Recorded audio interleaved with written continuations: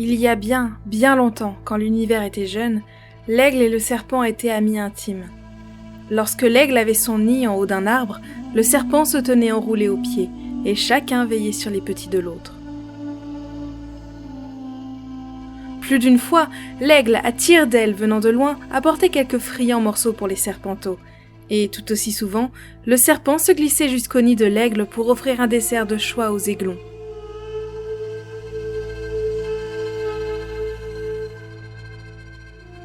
Un jour, sa nichée ayant grandi, l'aigle se mit à réfléchir. « À présent, se disait-il, je n'ai plus besoin du serpent. Mes enfants peuvent se suffire à eux-mêmes. Il serait temps pour moi de tirer quelques profits de cette famille. La prochaine fois que Messire Serpent sera absent, je fonderai sur sa demeure et je goberai ses petits. Et si je trouve quelque chose d'autre à manger, eh bien tant mieux, j'en emporterai à mon aise en haut des arbres. »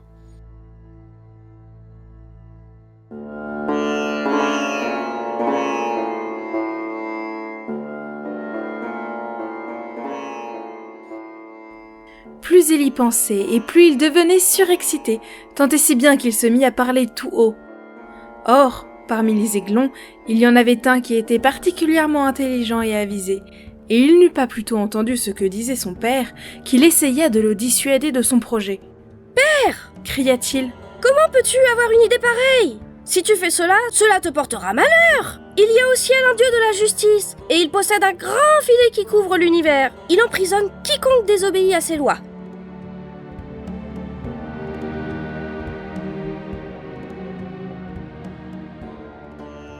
Mais l'aigle ne prit pas garde à ses paroles, et dès que le serpent eut quitté son trou, il s'abattit dessus et enleva les serpenteaux.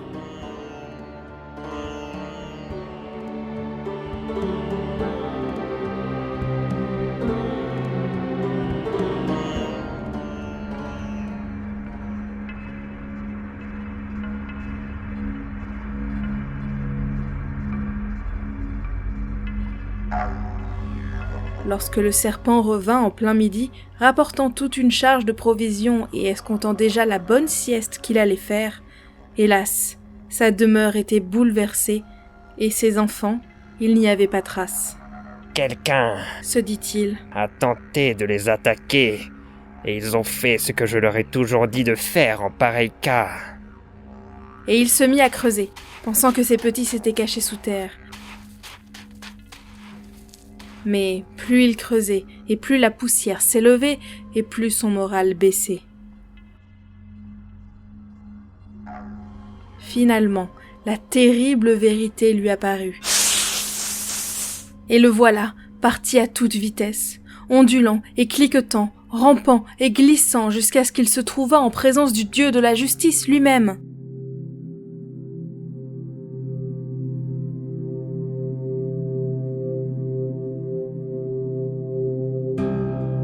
« Seigneur !»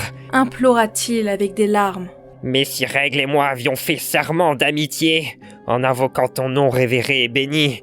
Je n'ai, quant à moi, pas failli à notre pacte, mais, derrière mon dos, Messire Aigle a envahi ma demeure et gobé mes petits. Pendant qu'il se tient en sécurité et plein d'arrogance en haut de son arbre, je vais rampant plein de douleur, privé de ma famille, privé de mon foyer. Je te prie, en grâce, de prendre l'aigle dans ton filet, ce filet puissant qui peut s'abattre partout et d'où les coupables ne peuvent jamais s'échapper. »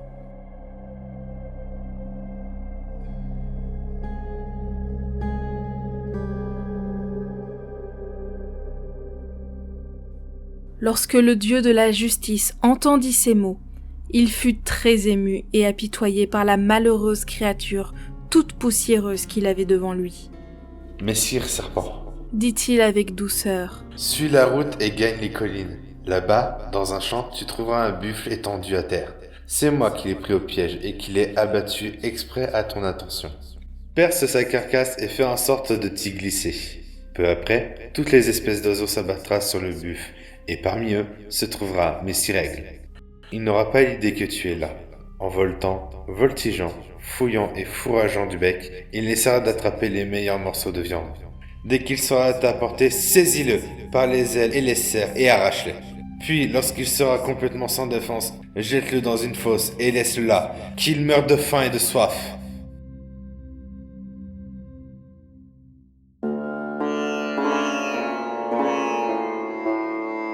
Le serpent obéit donc. Il suivit la route, gagna les collines et trouva un buffle étendu dans un champ. Il perça la carapace et se glissa dedans.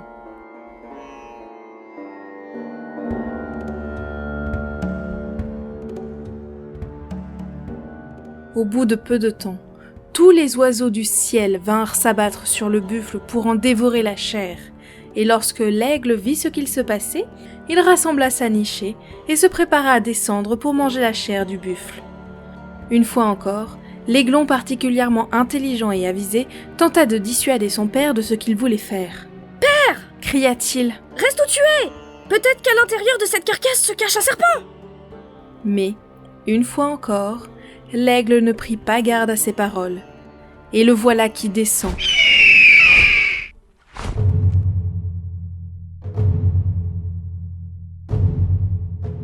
Et voletant, voltigeant, fouillant et fourrageant du bec, il essayait d'attraper les meilleurs morceaux. Il fouillait et fourrageait de plus en plus profondément dans la carcasse. Et tout à coup, voilà le serpent qui surgit et lui saisit l'aile. « Laisse-moi partir !» hurlait l'aigle, affolé. « Épargne ma vie et je te donnerai tout ce que tu me demanderas. Épargne-moi et tu seras comblé de présents, comme une fiancée. » Mais le serpent ne voulait rien entendre. « Jamais! Jamais !» cria-t-il. « Si je t'épargne, le dieu de la justice me demandera des comptes. Et quelle explication pourrais-je lui donner? C'est à moi qu'il infligera le sort qu'il te destinait à toi. » Ayant ainsi parlé, il arracha les ailes et les serres de l'aigle et le jeta, impuissant, dans une fosse, pour y demeurer et y périr de faim et de soif.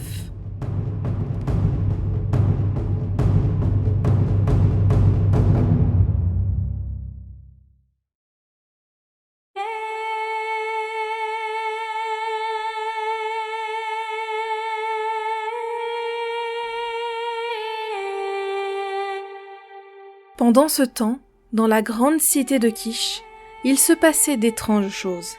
Les dieux qui s'étaient réunis en conseil avaient décidé de l'exterminer sans merci. Depuis quelque temps, toutes les puissances célestes et terrestres entouraient les remparts de Kish comme une armée d'envahisseurs, et 7 puissants démons gardaient les portes verrouillées et bloquées pour que nul ne pût s'échapper. À l'intérieur de la ville, la peste faisait rage. Elle venait de s'étendre non seulement au roi, mais à tous ses héritiers, si bien que le peuple restait sans chef ni guide. Pour comble d'infortune, les dieux persistaient à défendre qu'un successeur fût désigné. Tous les insignes de la royauté, la couronne, le sceptre, les vêtements d'apparat dont les dieux gratifiaient chaque nouveau monarque pour lui marquer leur protection et leur bénédiction étaient maintenant enfermés et cachés dans le ciel. Il semblait qu'on fût revenu au commencement des temps, lorsqu'il n'y avait ni roi ni conseiller sur la terre, et que tout était sous la seule domination du Seigneur.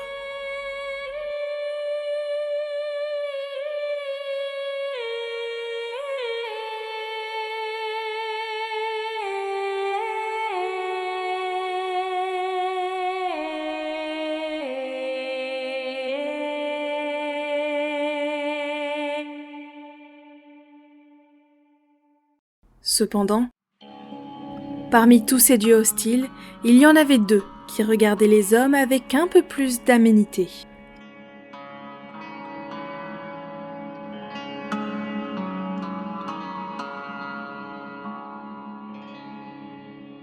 À travers les cours célestes, allait et venait le puissant Enlil, lui qui a la charge de couronner les souverains. Il cherchait, partout, quelqu'un qu'il pût persuader de l'aider. Et sur terre, sur les routes et les chemins de la cité, et même au-delà dans les champs, errait Ishtar, la mère nourricière des rois. Elle scrutait le visage des hommes, cherchant celui qui, même en désobéissant aux dieux, pourrait l'aider à délivrer le peuple.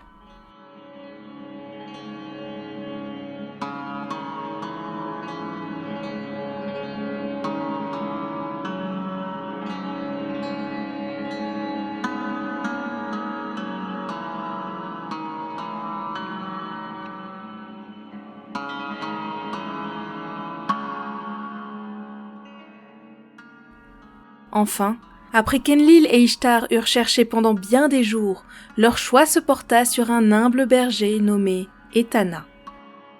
Cet Etana, dirent-ils, est un berger bon et fidèle, il sera roi. et pasteur du peuple.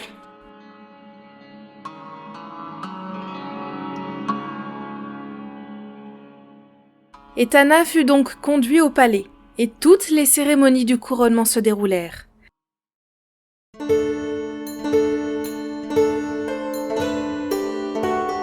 Les prêtres et les sorciers invoquèrent les dieux et leur servirent des mets somptueux, des boissons abondantes, afin qu'ils oublient leur mécontentement et qu'ils daignent accorder leur grâce au monarque et à son royaume. Puis, comme c'était l'usage local, on conduisit Etana dans une chambre retirée pour qu'il soit uni en mariage à une pieuse jeune fille de haut rang. On espérait que leur union serait féconde et attirerait la protection divine sur le pays.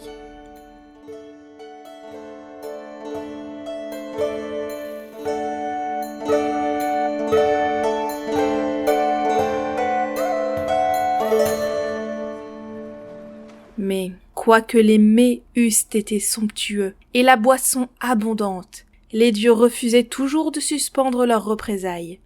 La peste continuait de faire rage, et la jeune épouse demeurait stérile.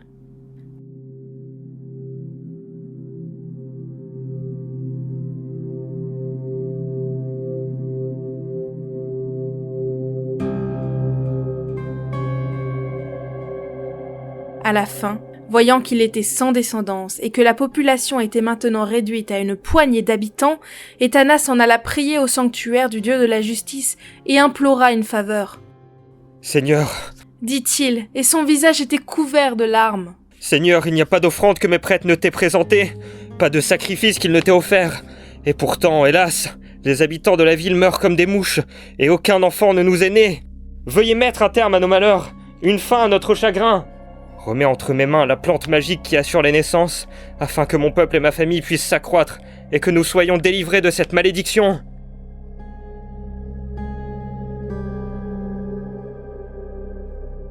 Or, pendant qu'Etana priait ainsi le dieu de la justice, l'aigle qui avait été laissé mourant dans la fosse en faisait autant. « Seigneur, disait-il, si tu acceptes d'épargner ma vie, je passerai le reste de mes jours à chanter tes louanges. »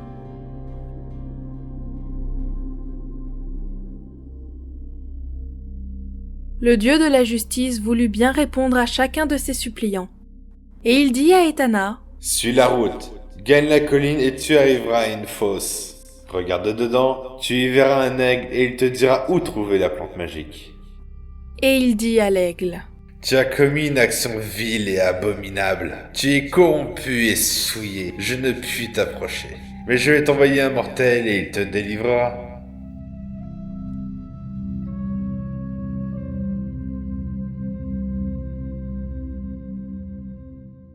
Ainsi donc, l'aigle se tenait au fond de la fosse, soupirant et sanglotant, quand justement, quelqu'un vint à passer sur la route.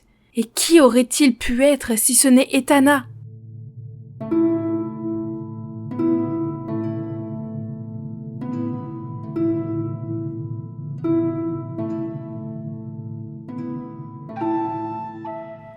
Comme il arrivait au bord de la fosse, il en examina l'intérieur, et, ma foi, l'aigle était là, impuissant et incapable de bouger. « Et là » dit l'aigle faiblement. « Qu'est-ce qui t'amène ici ?»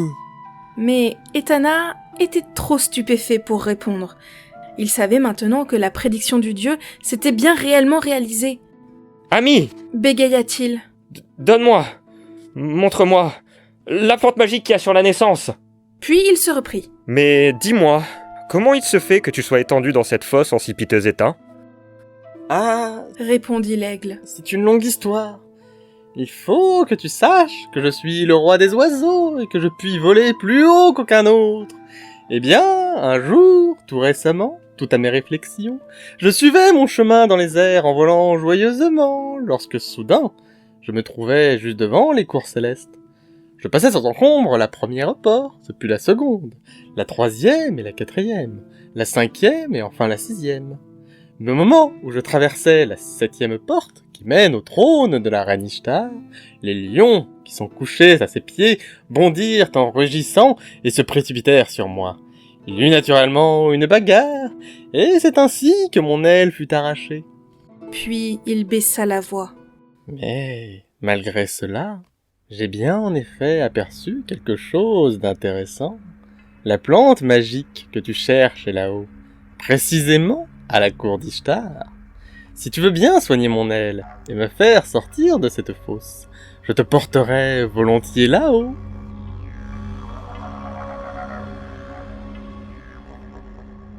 Etana pouvait à peine contenir sa surexcitation, et bien que ce fût assez difficile, il arriva enfin à tirer l'aigle hors de la fosse et à lui remettre son aile brisée.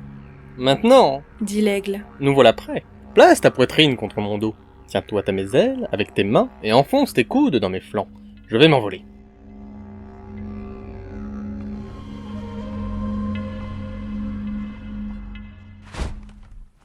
Etana fit ce qui lui était prescrit, et ils s'envolèrent dans le ciel, et montèrent de plus en plus haut.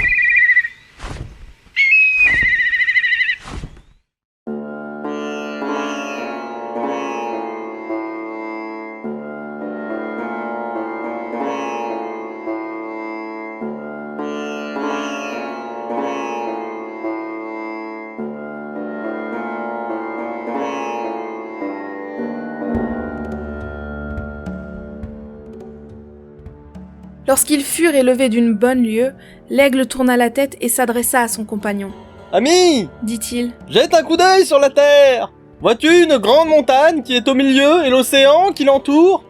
Tout ce que je vois, répondit Etana. c'est un monticule et un tout petit filet d'eau.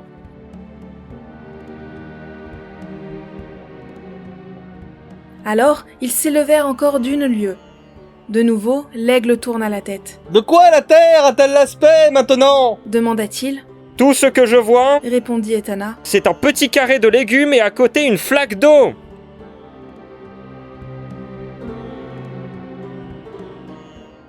Ils montèrent encore d'une lieue, et l'aigle tourna la tête. Et maintenant ? Demanda-t-il. Maintenant, Dit Etana. je ne vois rien,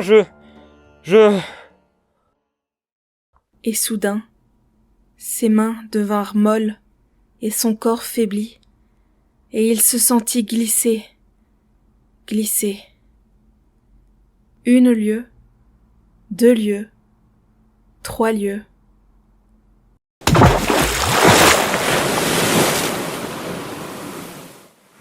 Il fut projeté et plongea. Et puis, il y eut un rugissement de vagues furieuses, et l'océan sembla venir au-devant de lui.